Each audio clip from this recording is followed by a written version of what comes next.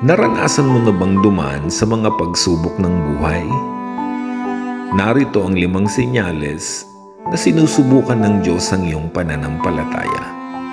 Una, unanswered prayer. Kapag hindi dinidinig ng Diyos ang iyong panalangin, katulad ni Daniel, nananalangin siya, pero sa halip na mapabuti, itinapon pa siya sa yunggib ng mga leon. Pero tandaan mo, hindi sinagot ng Diyos ang kanyang panalangin, hindi dahil iniwan siya, kundi dahil para lalo siyang magtiwala sa Kanya. Facing giants, katulad ni David, nung harapin niya si Goliath.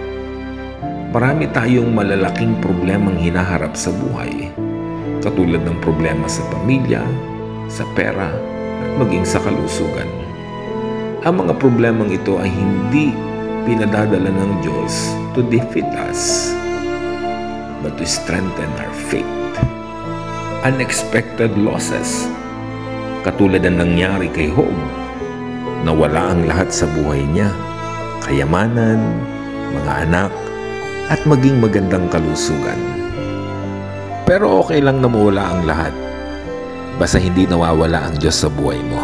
Dahil pag may Diyos ka, you have everything. Pangapat, closed doors. Nung habulin ni Paraon si Moises, wala na siyang madadaanan. Dead end na.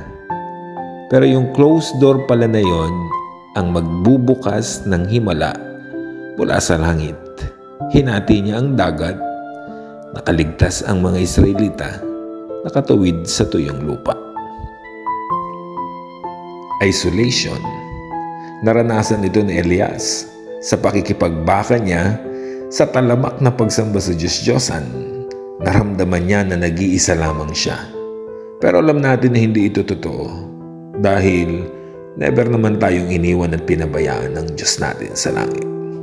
Pag dumadaan ka sa mga pagsubok ng buhay, harapin mo ng may pagtitiwala sa Panginoon dahil katulad ng ginto na dumaan sa apoy, magiging dalisay ang iyong pananampalataya sa Panginoon.